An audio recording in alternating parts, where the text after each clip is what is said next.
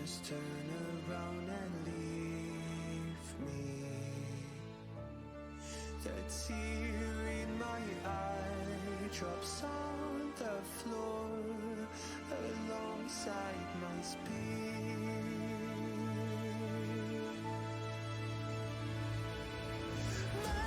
My knees are drenching in the blood I spill just to get here. When I look around me, everything I had went up in flames, my lonely way.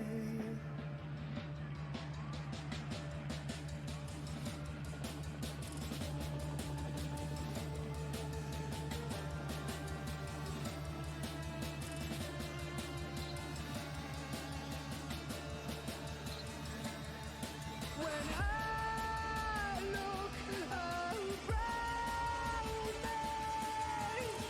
everything I had went up in flames, my lonely way.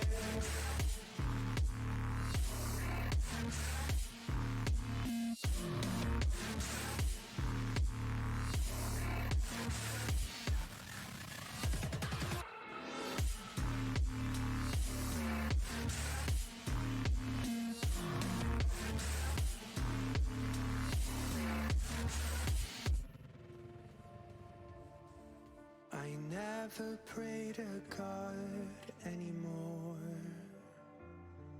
I'd rather no one hurt me. Redemption, I have waited for you to come and drown all my sin.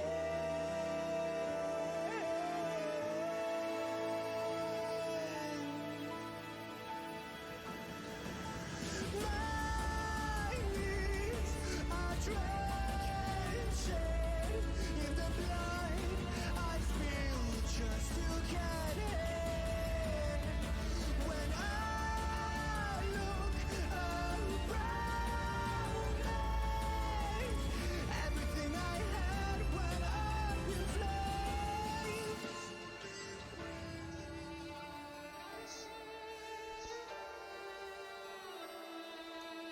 Okay.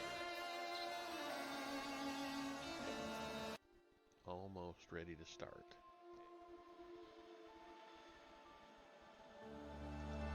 I don't wanna fight. Okay, good evening. Hello, hello, hello. Having a little bit of issue with the mic there for a second, but I'm up and going now. And ready to start chapter, I believe we're on 10. They're not numbered chapters, so pretty sure we're on 10. They're just named. So, but here we go. We are on Cities of the Gods. So let's just jump on into it, and I'll share the pictures as we go. The story of the first settlement of Earth by intelligent beings is a breathtaking saga no less inspiring than the discovery of America or the circumnavigation of Earth. It was certainly of greater importance, for as a result of this settlement, we and our civilizations exist today. The epic of creation informs us that the gods came to Earth following a deliberate decision by their leader.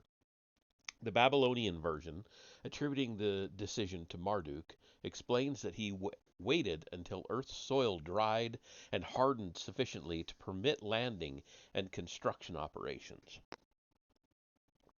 Then Marduk announced his decision to the group of astronauts. And we have a fairly long quote here. In the deep above, where you have been residing, the kingly house of above have I built. Now a counterpart of it I shall build in the below. Marduk then explained his purpose. When from the heavens for assembly you shall descend, there shall be a rest place for the night to receive you all. I will name it Babylon, the gateway of the gods. End quote. Earth was thus not merely the object of a visit or a quick exploratory stay, it was to be a permanent home away from home. Traveling on board a planet that was itself a kind of spaceship, crossing the paths of most of the other planets, the Nephilim, no doubt, first scanned the heavens from the surface of their own planet. Unmanned probes must have followed. Sooner or later, they acquired the capacity to send out manned missions to the other planets. As the Nephilim searched for an additional home, Earth must have struck them favorably. Its blue hues indicated it had life-sustaining water and air. Its browns disclosed firm land. Its greens, vegetation, and the basis for animal life. Yet when the Nephilim finally voyaged to Earth, it must have looked somewhat different from the way it does to our astronauts today. For when the Nephilim first came to Earth, Earth was in the midst of an ice age, a glacial period that was one of the icing and de-icing phases of Earth's climate. Quote, early glaciation began some 600,000 years ago, first warming interglacial period 550,000 years ago, second glacial period 480,000 to 430,000 years ago. End quote. When the Nephilim first landed on Earth some 450,000 years ago, about a third of Earth's land was covered with ice sheets and glaciers. With so much of Earth's waters frozen, rainfall was reduced, but not everywhere. Due to the peculiarities of wind patterns and terrain, among other things, some areas that are well watered today were barren then, and some areas with only seasonal rains now were experiencing year-round rainfalls then. The sea levels were also lower because so much water had been captured as ice on the land masses. Evidence indicates that at the height of the two major ice ages, sea levels were as much as 600 to 700 feet lower than at present. Therefore, there was ice, therefore there was dry land where we now have seas and coastlines, where rivers continued to run. They created deep gorges and canyons if their courses took them through rocky terrain. If their courses ran in soft earth and clay, they reached the ice age seas through vast marshlands. Arriving on Earth amidst such climatic and geographic conditions, where were the Nephilim to set up their first abode? They searched, no doubt, for a place with a relatively temperate climate where simple shelters would suffice and where they could move about in light working clothes rather than in heavily insulated suits. They must also have searched for water for drinking, washing, and industrial purposes, as well as to sustain the plant and animal life needed for food. Rivers would both facilitate the irrigation of large tracts of land and provide a convenient means of transportation. Only a rather narrow temperate zone on Earth could meet all these requirements, as well as the need for the long, flat areas suitable for landings. The attention of the Nephilim, as we now know, focused on three major river systems and their plains: the Nile, the Indus, and the Tigris-Euphrates. Each of these river basins was suitable for early colonization. Each in time became the center of an ancient civilization. The Nephilim would hardly have ignored another need, a source of fuel and energy. On Earth, petroleum has been a versatile and abundant source of energy, heat, and light, as well as a vital raw material from which countless essential goods are made. The Nephilim, judging by Sumerian practice and records, made extensive use of petroleum and its derivatives. It stands to reason that in their search for the most suitable habitat on Earth, the Nephilim would prefer a site rich in petroleum. With this in mind, the Nephilim probably placed the Indus plain in last place, for it is not an area where oil could be found. The Nile Valley was probably given second place. Geologically, it lies in a major sedimentary rock zone, but the area's oil is found only at some distance from the valley and requires deep drilling. The land of the two rivers, Mesopotamia, was doubtless put in first place. Some of the world's richest oil fields stretch from the tip of the Persian Gulf to the mountains where the Tigris and Euphrates originate, and while in most places one must drill to drilled deep to bring up the crude oil. In ancient Sumer, now southern Iraq, bitumens, tars, pitches, and asphalts bubbled or lowed up to the surface naturally. I think that means it's supposed to be flowed, but it says lowed. Interestingly, the Sumerians had names for all bituminous, I don't know how to pronounce that properly. I've only ever seen it in writing. Um, bituminous substances, petroleum crude oils, native asphalts, rock asphalts, tars, pyrogenic asphalts, mastics, waxes, and pitches. They had 9 different names for the various bitumens. By comparison, the ancient Egyptian language had only 2, and Sanskrit only 3. The book of Genesis describes God's abode on earth, Eden, as a place of temperate climate, warm yet breezy, for God took afternoon strolls to catch the cooling breeze. It was a place of good soil, lending itself to agriculture and horticulture, especially the cultivation of orchards. It was a place that drew its waters from a network of 4 rivers. Quote, and the name of the third river was Hiddekel, and he has in parentheses Tigris. It is the one which floweth towards the east of Assyria, and the fourth was the Euphrates. End quote. While opinions regarding the identity of the first 2 rivers, Pishon, abundant, and Gihon, which gushes forth, are inconclusive, there is no uncertainty regarding the other 2 rivers, the Tigris and the Euphrates. Some scholars locate Eden.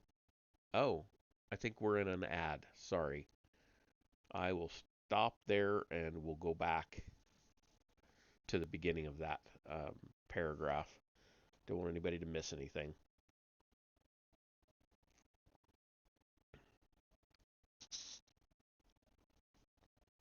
So, what do we got? This chapter is only 15 pages long, so I may end up reading 2 chapters tonight. Just depends. We'll see. Are we done yet? We're about 10 seconds from done with the ad, so we'll wait until it is done. Okay, it looks like we are back, so I'm going to go back just a little bit to the beginning of that paragraph. While opinions regarding the identity of the first 2 rivers, Pishon, abundant, and Gihon, which gushes forth, are inconclusive, there is no uncertainty regarding the other 2 rivers, the Tigris and the Euphrates.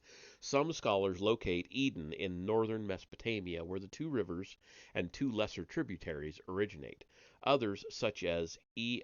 A. Spicer in The Rivers of Paradise, believe that the 4 streams converged at the head of the Persian Gulf, so that Eden was not in northern but in southern Mesopotamia. The biblical name Eden is of Mesopotamian origin, stemming from the Akkadian Edinu, meaning plain, Plain. We recall that the divine title of the ancient gods was Dingir, the righteous, just ones of the rockets, or the righteous / just ones of the rockets. A Sumerian name for the god's abode, Eden, would have meant home of the righteous ones, a fitting description. The selection of Mesopotamia as the home on earth was probably motivated by at least one other important consideration. Though the Nephilim in time established a spaceport on dry land, some evidence suggests that at least initially they landed by splashing down into the sea in a hermetically sealed capsule. If this was the landing method, Mesopotamia offered proximity to not one but 2 seas, the Indian Ocean to the south and the Mediterranean to the west, so that in case of an emergency the landing did not have to depend on one watery site alone. As we shall see, a good bay or gulf from which long sea voyages could be launched was also essential. In ancient texts and pictures, the craft of the Nephilim were initially termed celestial boats. The landing of such maritime astronauts, one can imagine, might have been described in ancient epic tales as the appearance of some kind of submarine from the heavens in the sea, from which fishmen emerged and came ashore. The texts do, in fact, mention that some of the Abgal who navigated the spaceships were dressed as fish. One text, dealing with Ishtar's divine journeys, quotes her as seeking to reach the Great Galu, chief navigator, who had gone away in a sunken boat, quote unquote. Berosus transmitted legends regarding Oannes, Oannes, Oannes, the quote, being endowed with reason, end quote, a god who made his appearance from, quote, the Erythraean Sea which bordered on Babylonia, end quote, in the first year of the descent of kingship from heaven.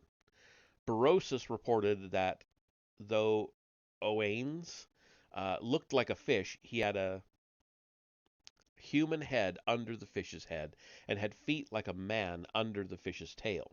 Quote, his voice, too, and language were articulate and human, end quote.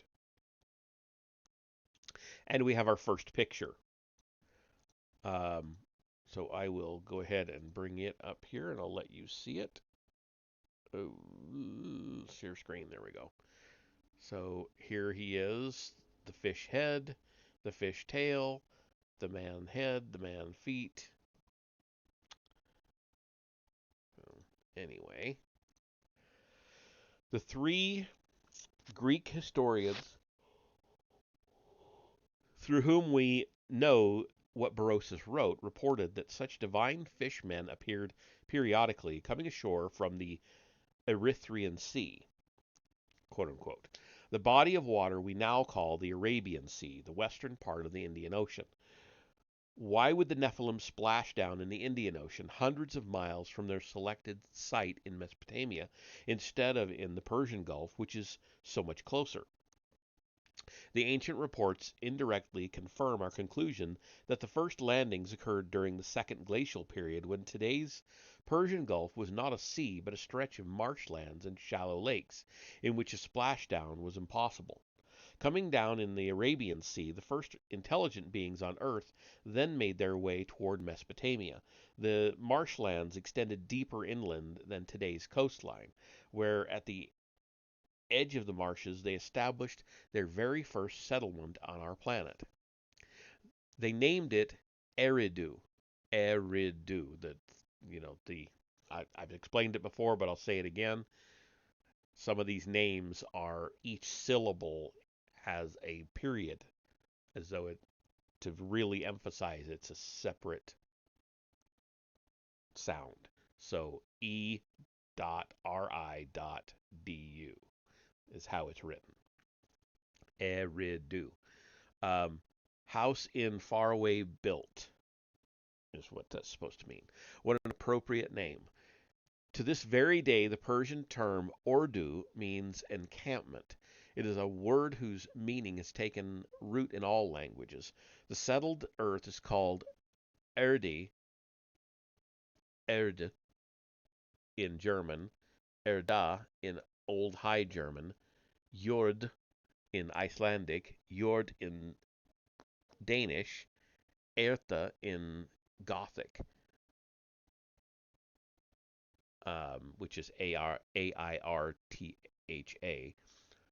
Erte in Middle English, Erthe, and going back geographically and in time, Earth was Areha or Eretz in Aramaic, Erd or Ertz in Kurdish, and Eretz in Hebrew.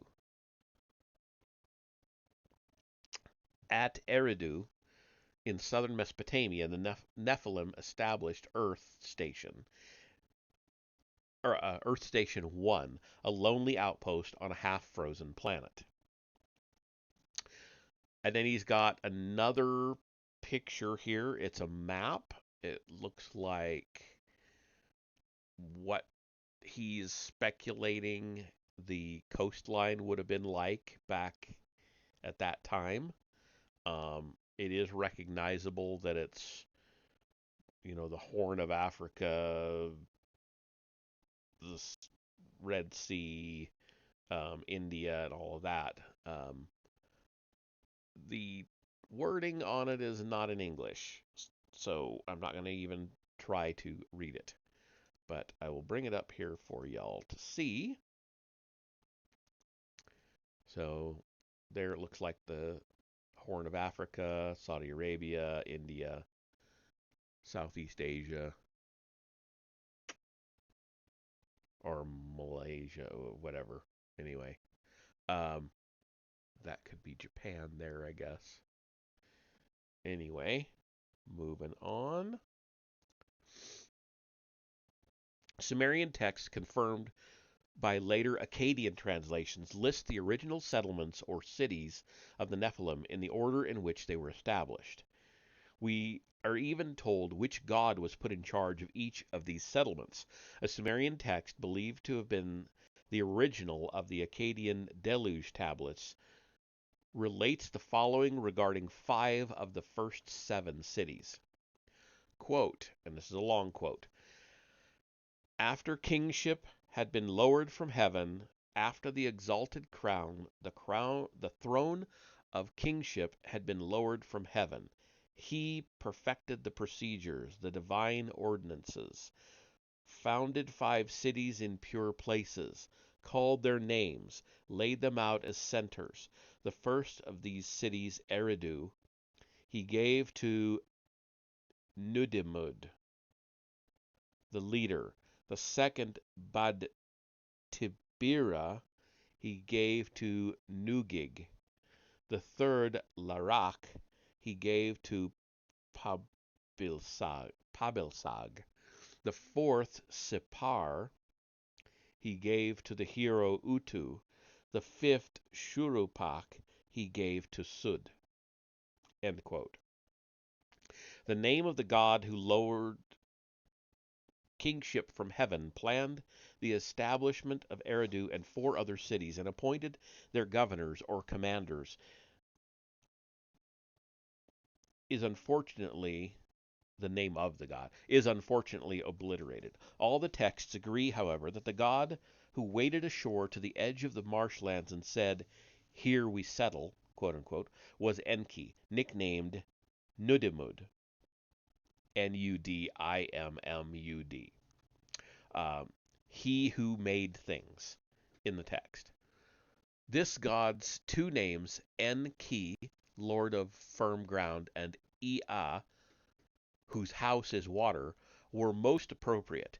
Eridu, which remained Enki's seat of power and center of worship throughout Mesopotamian history, was built on ground artificially raised above the waters of the marshlands. The evidence is contained in a text named by S.N. Kramer, the, quote, Myth of Enki and Eridu, end quote. Well, I guess it's the title. He put it in quotes. He normally doesn't. Now we have a quote from it. Quote, the Lord of the watery deep, the King Enki, built his house in Eridu. He built the house of the water bank. The King Enki has built a house. Eridu, like a mountain, he raised up from the earth. In a good place he had built it. End quote. These and other mostly fragmentary texts suggest that one of the first concerns of these colonists on Earth had to do with the shallow lakes or watery marshes. Quote, he established the cleaning of the small rivers, end quote. The effort to dredge the beds of streams and tributaries to allow a better flow of the waters was intended to drain the marshes, obtain cleaner potable water, and implement controlled irrigation. The Sumerian narrative also indicates some land filling or the raising of dikes to protect the first houses from the omnipresent waters. A text named by scholars the Myth of Enki and the Land's Order is one of the longest and best preserved of Sumerian narrative poems so far uncovered. Its text consists of some 470 lines, of which 375 are perfectly legible. Its beginning, some 50 lines, is unfortunately broken. The verses that follow are devoted to an exaltation of Enki and to the establishment of his relationship with the chief deity Anu, his father, Ninti, his sister, and Enlil, his brother. Following these introductions, Enki himself, quote unquote, picks up the microphone. As fantastic as it may be, as fantastic as it may sound, the fact is that the text amounts to a first-person report by Enki of his landing on Earth.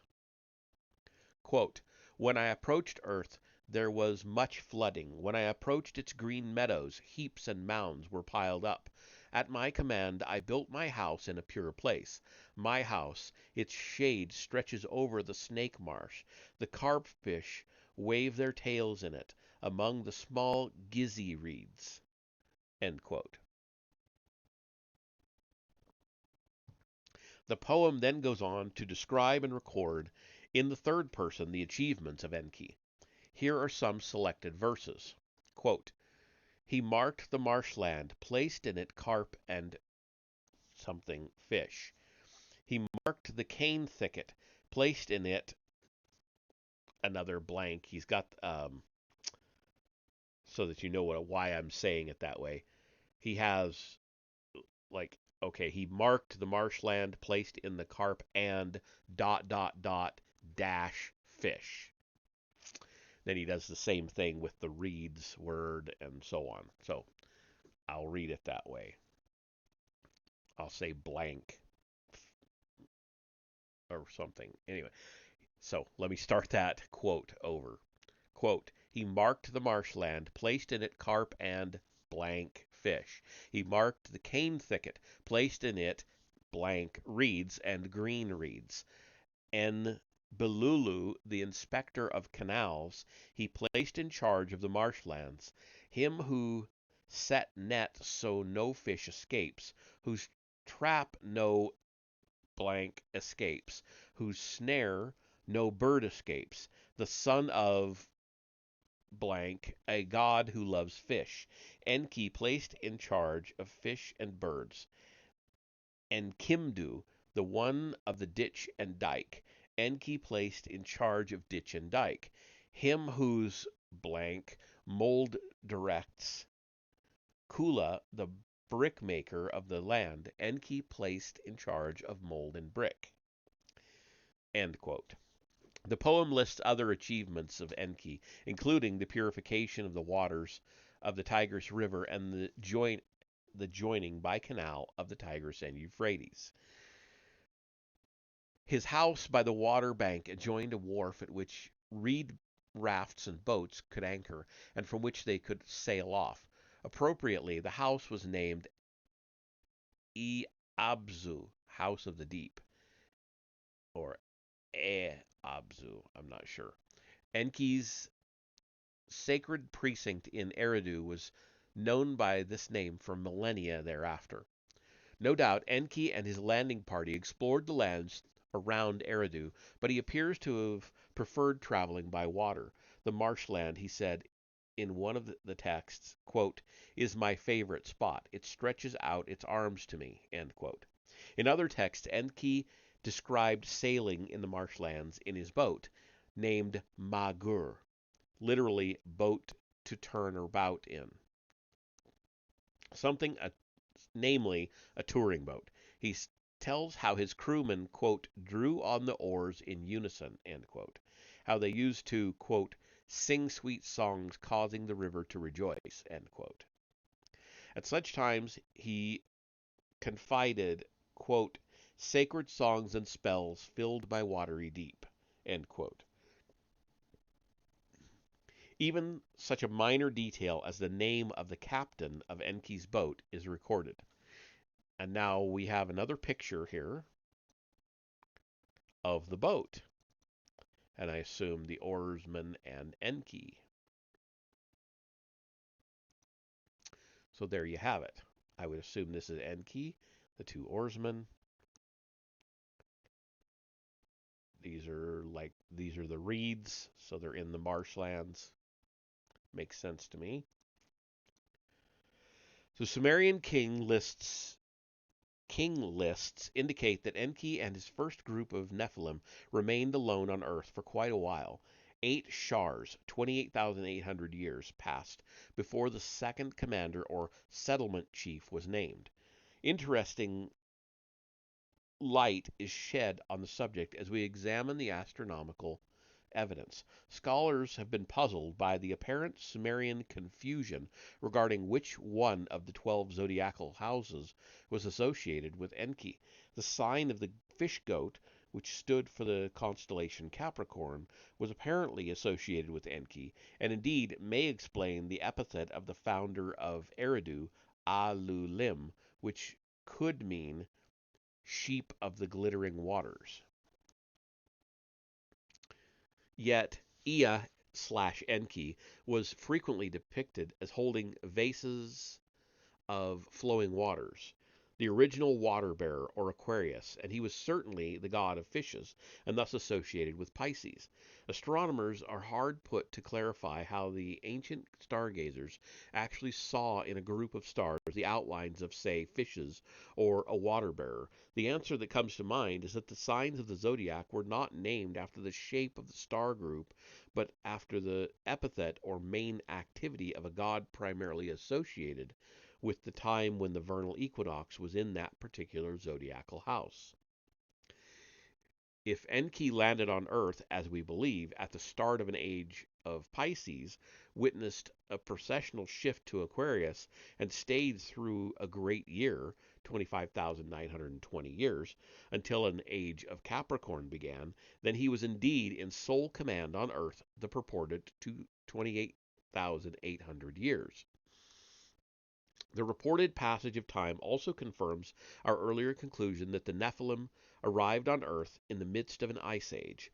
The hard work of raising dikes and digging canals commenced when climatic conditions were still harsh, but within a few shars of their landing, the glacial period was giving way to a warmer and rainier climate, circa 430,000 years ago. It was then that the Nephilim decided to move farther inland and expand their settlements.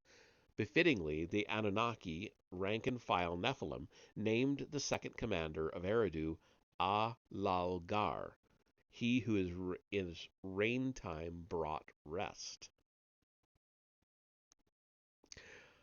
But while Enki was enduring the hardships of a pioneer on Earth, An and his other son Enlil were watching the developments from the 12th planet.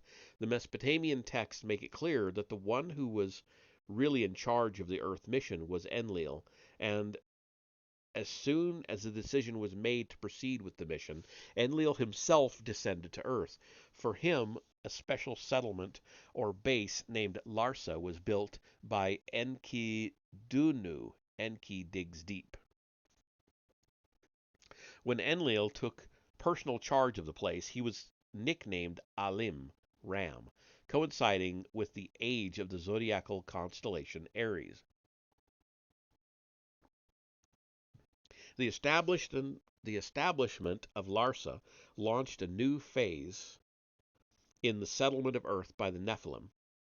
It marked the decision to proceed with the tasks for which they had come to Earth, which required the shipping to Earth of more manpower, quote unquote, tools and equipment, and the return of valuable cargoes to the 12th planet. Splashdowns at sea were no longer adequate for such heavier loads. The climatic changes made the interior more accessible. It was time to shift the landing site to the center of Mesopotamia. At that juncture, Enlil came to Earth and proceeded from Larsa to establish a mission control center, quote unquote, a sophisticated command post from which the Nephilim on Earth could coordinate space journeys to and from their home planet, guide in landing shuttlecraft, and perfect their takeoffs and dockings with the spaceship of orbiting Earth. The site Enlil selected for this purpose, known for millennia as Nippur, was named by him Nibruki, Earth's crossing. We recall that the celestial site of the 12th planet's closest pass to Earth was called the celestial place of the crossing. There Enlil established the Dur-Anki, the bond heaven Earth. The task was understandably complex and time-consuming. Enlil stayed in Larsa for 6 shars, 21,600 years. While Nippur was under construction, the Nippurian undertaking was also lengthy, as evidenced by the zodiacal nicknames of Enlil, having paralleled the ram Aries, while something in Larsa, he was, I think maybe it's just a typo, while in Larsa he was subsequently associated with the bull Taurus. Nippur was established in the age of Taurus. A devotional poem composed as a, quote, hymn to Enlil, the all-beneficent, end quote, and glorifying Enlil, his consort Ninlil, his city Nippur, and its lofty house, the Ikur, tells us much about Nippur. For one thing, Enlil had at his disposal there some highly sophisticated. Wow, I just can't read all of a sudden. For one thing, Enlil had at his disposal there some highly sophisticated instruments, a lifted eye which scans the land, quote unquote, and a, quote, lifted beam which searches the heart of the land, end quote. Nippur, the poem tells us, was protected by awesome weapons. Quote, its sight is awesome, fear, dread, end quote. From another quote. It's outside, no mighty God can approach, end quote. Its arm, quote unquote, was a vast net, and in its midst there crouched a fast-stepping bird, a bird whose hand, quote unquote, the wicked and the evil could not escape. Was the place protected by some death ray, by an electronic power field? Was there in its center a helicopter pad, a bird so swift no one could outrun its reach? In the center of Nippur, atop an artificially raised platform, stood Enlil's headquarters, the Kiur, place of Earth's root, the place where the, quote, bond between earth and heaven, heaven and earth, end quote, rose. This was the communications center of Mission Control, the place from which the Anunnaki on Earth communicated with their comrades, the Igi or Igigi. It's IGI period GI. They who turn and see, in the orbiting spacecraft. At this center, the ancient text goes on to say, stood a, quote, heavenward tall pillar reaching to the sky, end quote.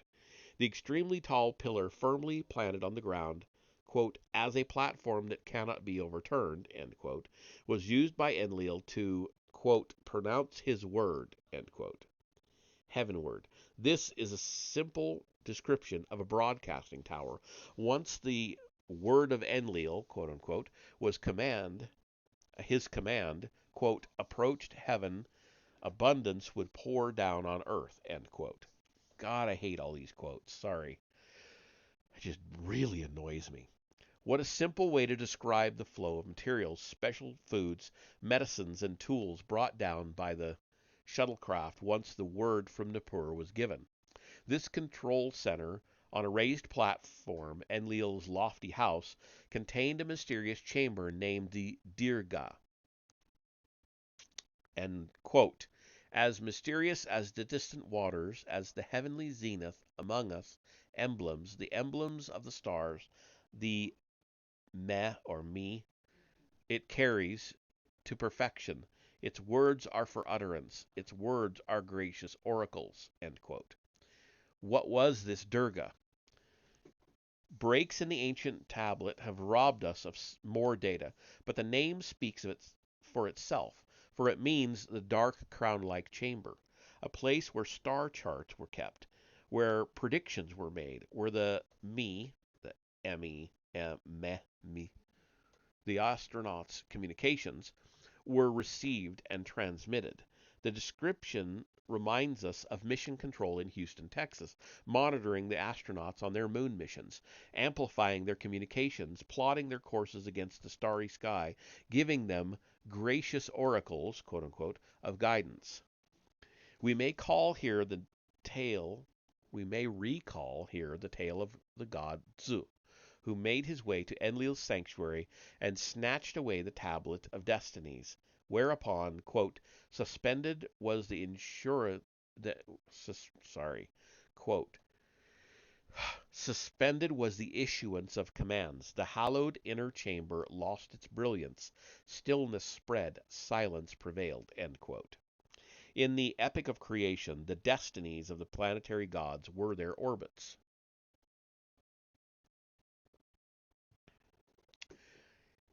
It is reasonable to assume that the Tablet of Destinies, which was so vital to the function of Enlil's Mission Control Center, also controlled the orbits and flight paths of the spaceships that maintained the bond between heaven and earth.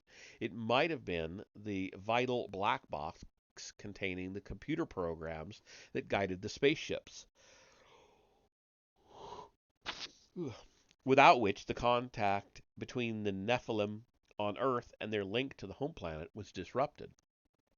Most scholars take the name Enlil to mean Lord of the Wind, which fits the theory that the ancients personalized the elements of nature and thus assigned one god to be in charge of winds and storms.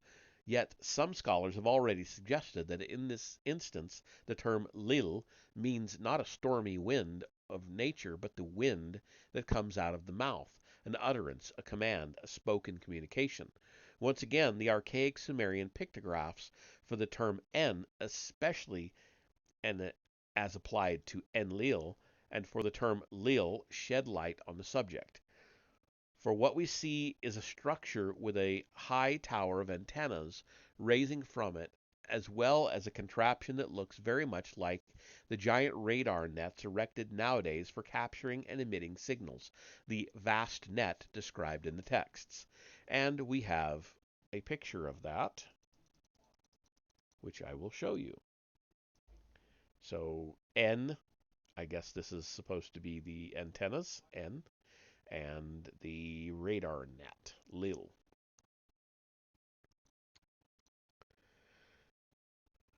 In Bad Tiberia, established as an industrial center, Enlil installed his son Nanar/Sin in command. The texts speak of him in a list of cities as Nu-Gig, he of the night sky. There we believe the twins Inanna/Ishtar and Utu/Shamash were born, an event marked by associating their father Nanar with the next zodiacal constellation, Gemini, the twins. As the god trained in rocketry, Shamash was assigned the constellation Gir, meaning both rocket and the crab's claw or Cancer, followed by Ishtar and the lion, Leo, upon whose back she was traditionally depicted. The sister of Enlil and Enki, the nurse, Ninhursag Sud, was not neglected. In her charge, Enlil put Shuruppak, the medical center of the Nephilim, an event marked by naming her constellation the Maid, Virgo. While these centers were being established, the completion of Nippur was followed by the construction of the spaceport of the Nephilim on Earth. The text made clear that Nippur was the place where the commands were uttered. There, when, quote, Enlil commanded toward heaven, that which shines forth rose like a skyrocket, end quote.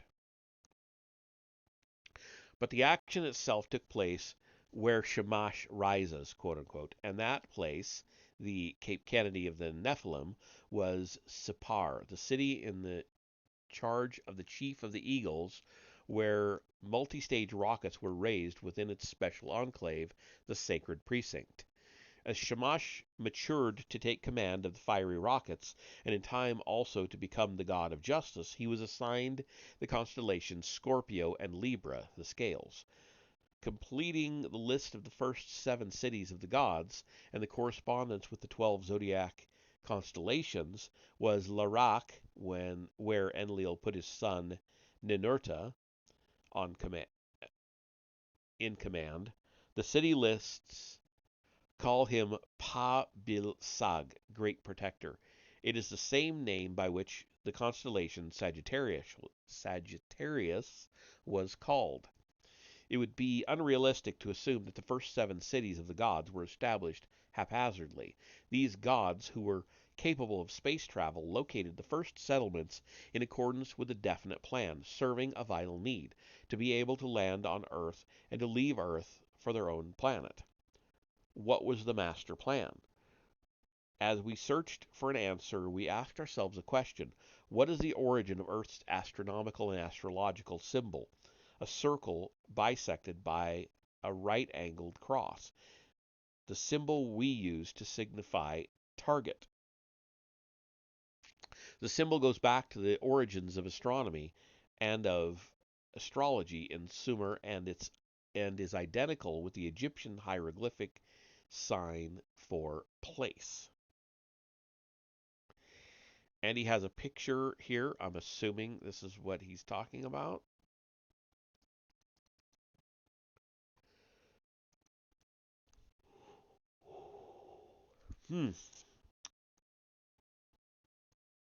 And I have an empty glass here, so I am going to take just the briefest pause. We're just past halfway through the chapter. Just going to go fill my water, so I will be right back.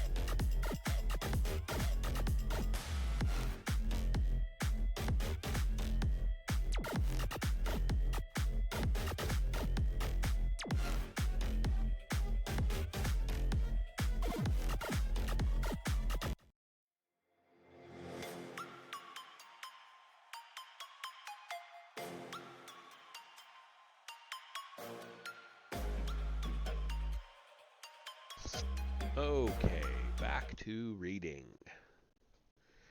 So, I just showed the picture. Is this coincidence or significant evidence? Did the Nephilim land on Earth by superimposing on its image or map some kind of target? The Nephilim were strangers to Earth. As they scanned its surface from space, they must have paid special attention to the mountains and mountain ranges. These would present hazards during landings and takeoffs, but they could also serve as navigational landmarks. If the Nephilim, as they hovered over the Indian Ocean, looked toward the land between the rivers, which they had selected for their earliest colonizing efforts, one landmark stood out unchallenged: Mount Ararat. An extinct volcano, Massif Ararat, dominates the Armenian plateau, where the present day borders of Turkey, Iran, and Soviet Armenia meet. It rises on the eastern and northern sides to some 3,000 feet above sea level, and on the northwestern side to 5,000 feet. The whole massif, Massif, is some 25 miles in diameter, a towering dome sticking out from the surface of Earth. Other features make it stand out not only from the horizon but also from high in the skies. First, it is located almost midway between two lakes, Lake Van and Lake Sivan. Second, two peaks rise from the high massif: Little Ararat, 12,900 feet, and Great Ararat, 17,000 feet, well over 5 kilometers. No other mountains rival the solitary heights of the two peaks, which are permanently snow-covered. They are like two shining beacons between the two lakes that in daytime act as giant reflectors. We have reason to believe that the Nephilim selected their landing site by coordinating a north-south meridian with an unmistakable landmark and a convenient river location.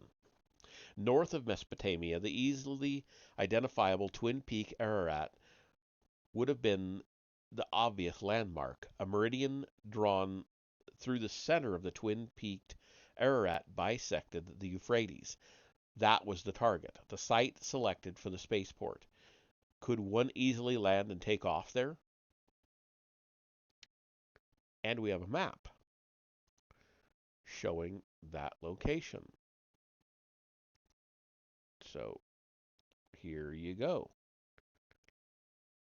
Again, not in English, but Euphrates, Mediterranean, easy enough. Ararat is right here. I'm assuming these are the two peaks. So there you have it. The answer was yes.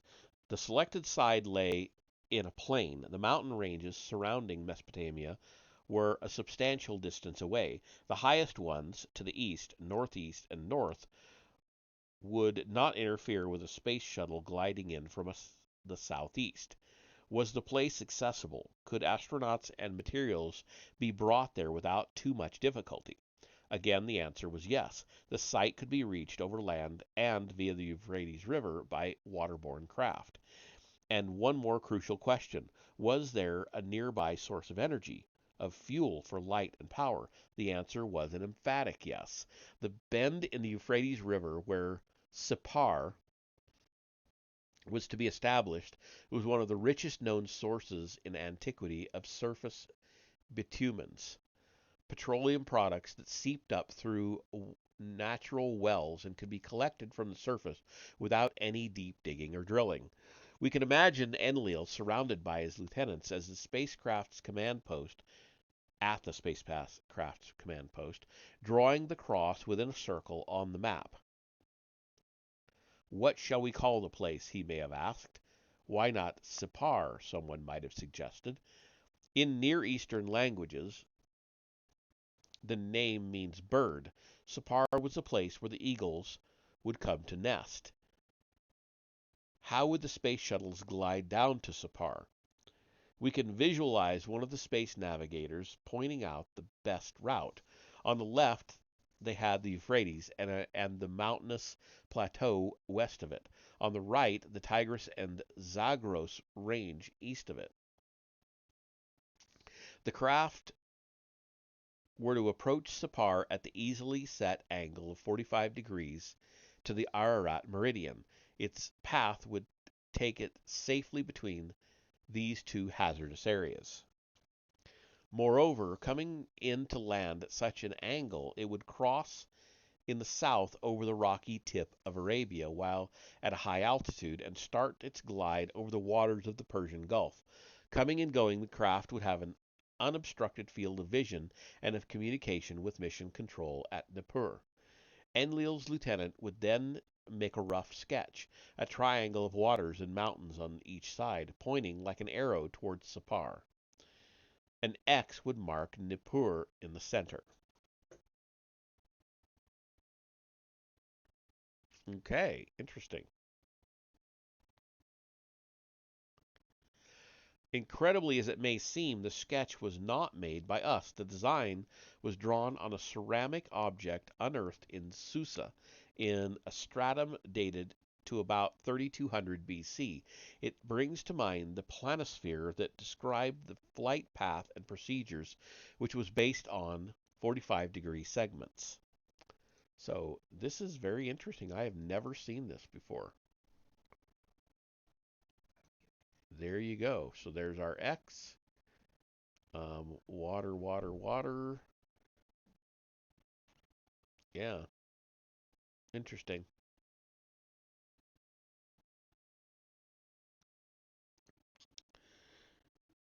The establishment of settlements on Earth by the Nephilim was not a hit or miss effort. All the alternatives were studied, all the resources evaluated, all the hazards taken into account. Moreover, the settlement plan itself was carefully mapped out so that each site fit into the final pattern, whose purpose was to outline the landing path to Sipar. Sorry, Sipar. No one has previously attempted to see a master plan in the scattered Sumerian settlements, but if we look at the first 7 cities ever established, we find that Bad Tibira, Shuruppak, and Nippur lay on a line running precisely at a 45-degree angle to the Ararat meridian, and that line crossed the meridian exactly at Sipar. The other 2 cities whose sites are known, Eridu and Larsa, also lay on another straight line that crossed the first line and the Ararat meridian, also at Sipar. Taking our cue from the ancient sketch, which made Nippur the center of a circle, and drawing concentric circles from Nippur through the various cities, we find that another ancient Sumerian town, Lagash, was located exactly at one of these circles, on a line equidistant from the 45-degree line, like the Eridu-Larsa-Sipar line. The location of Lagash mirrors that of Larsa.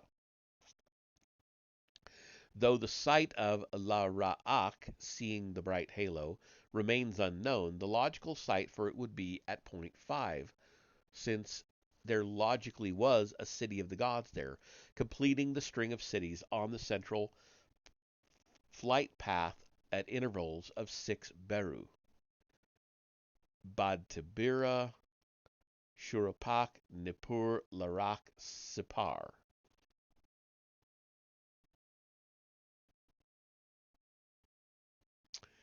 And we have another map.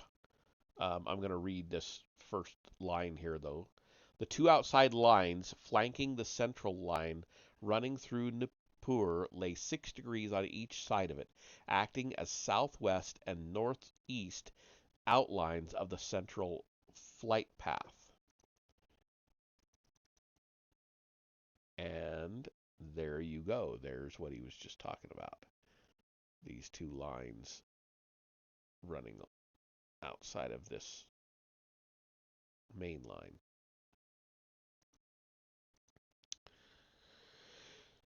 Appropriately, the name La'ar-Sa meant seeing the red light, and La'ag-Ash meant seeing the halo at 6. The cities along each line were indeed 6 beru, approximately 60 kilometers, or 37 miles, from each other. This, we believe, was the master plan of the Nephilim. Having selected the best location for their spaceport, Sapar, they laid out the other settlements in a pattern outlining the vital flight path to it. In the center, they placed Nippur, where the Bond Heaven Earth was located.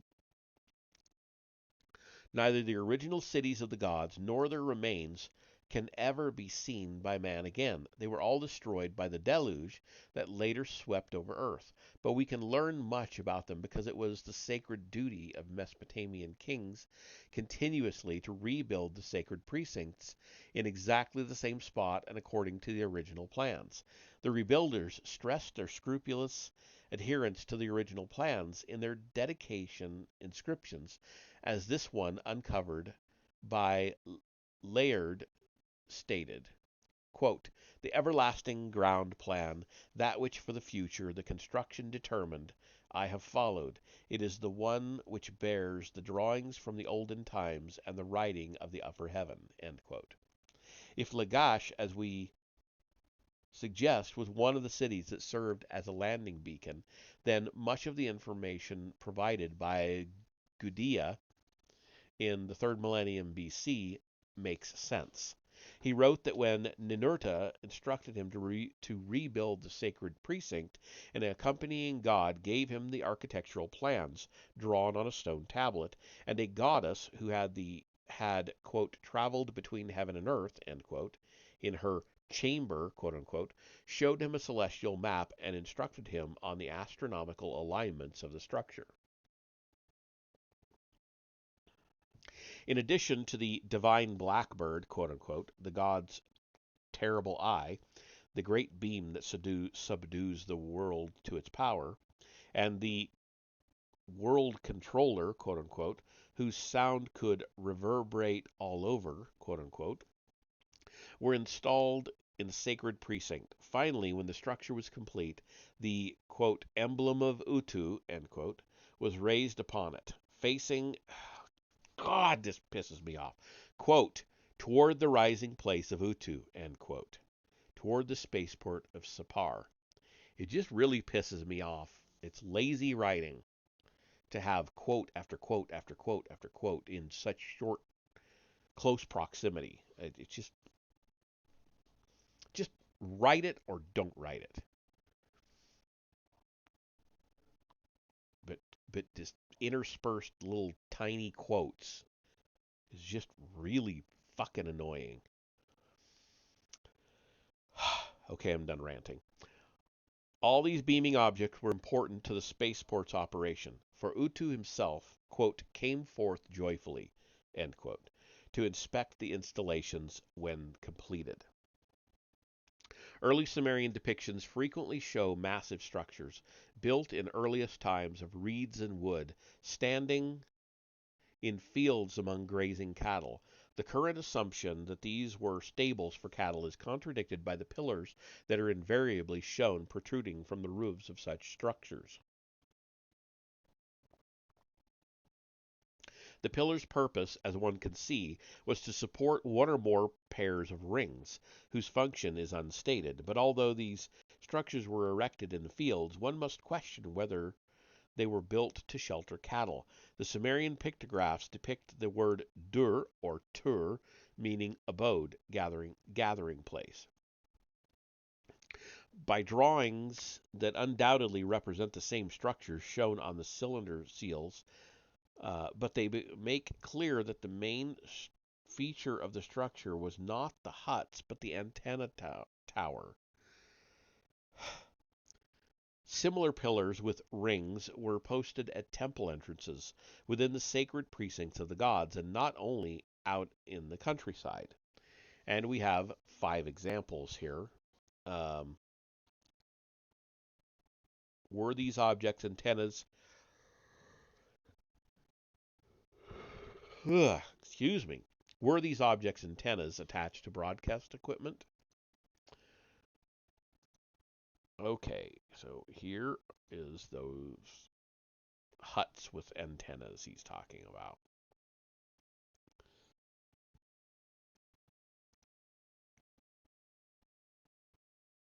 Were the pairs of rings radar emitters placed in the fields to guide the incoming shuttlecraft were the eye-like pillars scanning devices, the all-seeing eyes of the gods of which many texts have spoken.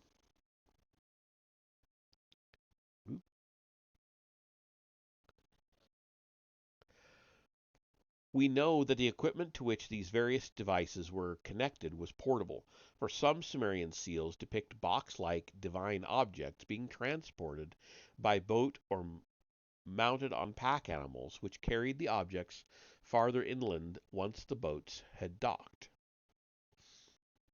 These black boxes, when we see what they look like, bring to mind the Ark of the Covenant built by Moses under God's instructions. And here we have another picture of a boat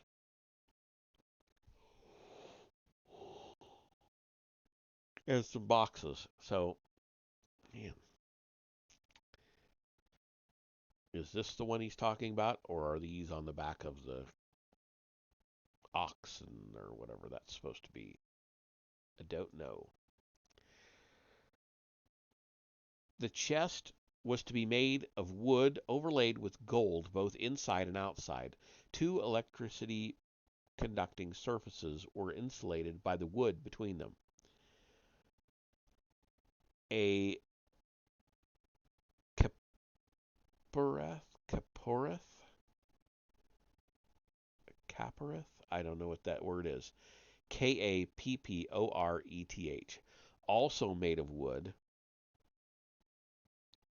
was to be placed above the chest and held up by two cherubim cast of solid gold. The nature of the, I'm going to say Caporeth, meaning scholars speculate covering, is not clear, but this verse from Exodus suggests its purpose. Quote, "And I will address thee from above the Caporeth, from between the two cherubim." End quote. The implication that the Ark of the Covenant was principally a communication box, electrically operated, is enhanced by the instructions concerning its portability. It was to be carried by means of wooden shafts passed through 4 golden rings. No one was to touch the chest proper, and when one Israelite did touch it, he was killed instantly, as if by a charge of high voltage electricity.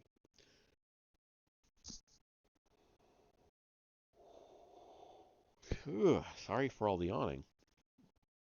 Such apparently supernatural equipment, which made it possible to communicate with a deity, though the deity was physically somewhere else, became object of veneration. Sacred cult symbols. Temples at Lagash or and other Mari, I would guess, and other ancient sites included among their devotional objects eye idols.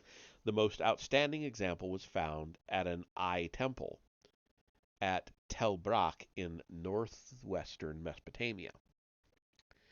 This 4th millennium temple was so named not only because hundreds of eye symbols were unearthed there, but mainly because the temple's inner sanctum had only one altar on which a huge stone double eye symbol was displayed. And here is the picture of that double eye altar. In all probability, it was a simulation of the actual divine objects, Ninurta's terrible eye, or the one at Enlil's mission control center at Nippur, about which the ancient scribe reported, quote, His raised eye scans the land, his raised beam searches the land, end quote. The flat plain of Mesopotamia necessitated, it seems, the artificial raising of platforms on which the space-related equipment was to be placed. Text and pictorial depictions leave no doubt that the structures ranged from the earliest field huts to the later staged platforms, reached by staircases and sloped ramps that led from a broad lower stage to a narrower upper one, and so on. At the top of the ziggurat, an actual residence for the god was built, surrounded by a flat-walled courtyard to house his bird and weapons, quote unquote, bird. A ziggurat depicted on a cylinder seal not only shows the customary stage upon stage construction, it also has two ring antennas, quote unquote, whose height appeared to be equal to have equaled three stages. Okay, so here is the picture of that.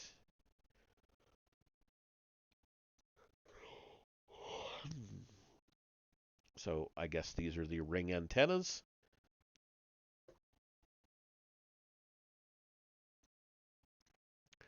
Okay, Marduk claimed that the ziggurat and temple compound at Babylon, the Isag-il, had been built under his own instructions, also in accordance with the quote-unquote writing of upper heaven.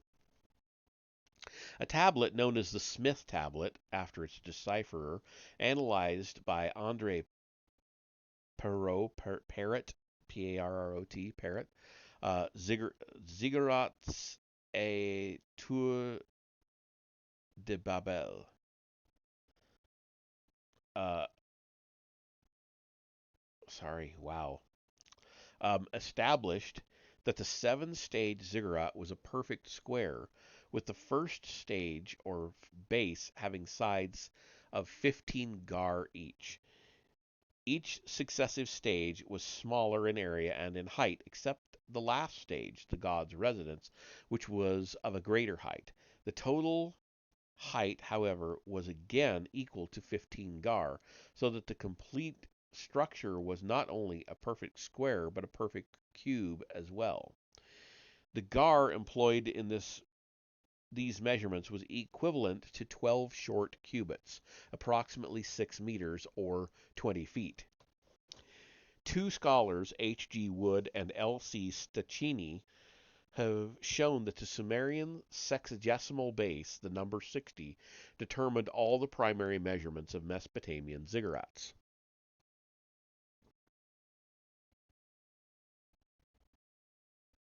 Thus, each side measured 3 by 60 cubits at its base, and the total was 60 gar. What factor determined the height of each stage? Before I get to that, there's actually a picture here.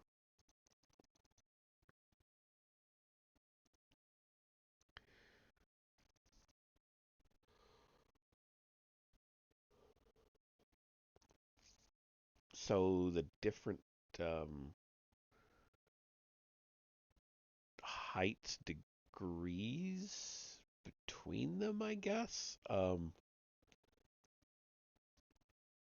relative sizes of the stages on the ziggurat. Stachini discovered that if he multiplied the height of the first stage, 5.5 gar, by double cubits, the result was 33, or the approximate latitude of Babylon, 32.5 degrees north. Similarly calculated, the second stage raised the angle of observation to 51 degrees, and each of the succeeding four stages raised it by another 6 degrees. The seventh stage thus stood atop a platform raised to 75 degrees above the horizon at Babylon's geographic latitude. This final stage added 15 degrees, letting the observer look straight up at a 90-degree angle. Stachini concluded that each stage acted like a stage of an astronomical observatory with a predetermined elevation relative to the arc of the sky. There may, of course, have been more hidden considerations in these measurements. While the elevation of 33 degrees was not too accurate for Babylon, it was precise for Sippar. Was there a relationship between the 6-degree elevation at each of four stages and the 6 beru distances between the cities of the gods? Were the 7 stages somehow related to the location of the first 7 settlements or to Earth's position as the 7th planet. G. Martini, or Martini, it's Martiny, in Astronomisches de zur Babylonischen Turm, showed how these features of the ziggurat suited it for celestial observations. Okay, we're on the last 2 pages here with one more picture. And that the topmost stage of the Zecharia was oriented toward the planet Shupa, which we have identified as Pluto, and the constellation Aries. And here is the picture. Final one for the night. I can't do another chapter. So here's what he was talking about. I'll let you figure it out. But were the ziggurats raised solely to observe the stars and planets, or were they also meant to serve the spacecraft of the Nephilim? All the ziggurats were oriented so that their corners pointed exactly north, south, east, and west. As a result, their sides ran precisely at 45-degree angles to the 4 cardinal directions. This meant that a space shuttle coming in for a landing could follow certain sides of the ziggurat exactly along the flight path and reach Sipar without difficulty. The Akkadian Babylonian name for these structures, Zukeratu, connoted tube of heaven spirit.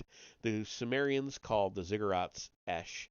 The term denoted supreme or most high, as indeed these structures were.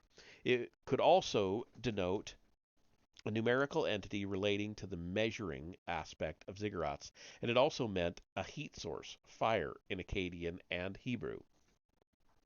Even scholars who have approached this subject without our space interpretation could not escape the conclusion that the ziggurats had some purpose other than to make the god's abode a high-rise building. Samuel N. Kramer summed up the scholastic consensus. Quote, the ziggurat, the stage tower which became the hallmark of Mesopotamian temple architecture, was intended to serve as a connecting link, both real and symbolic, between the gods in heaven and the mortals on earth. End quote.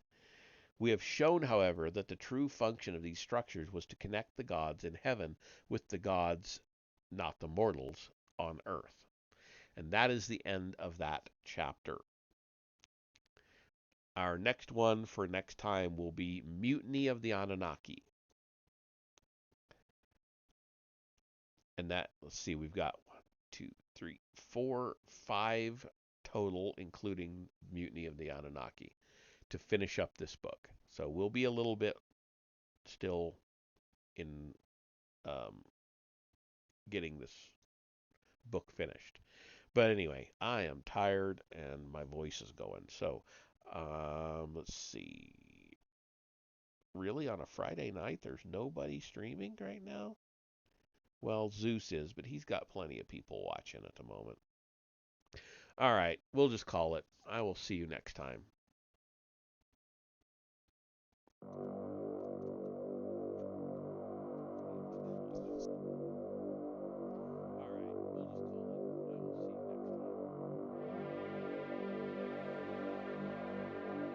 Have a good night.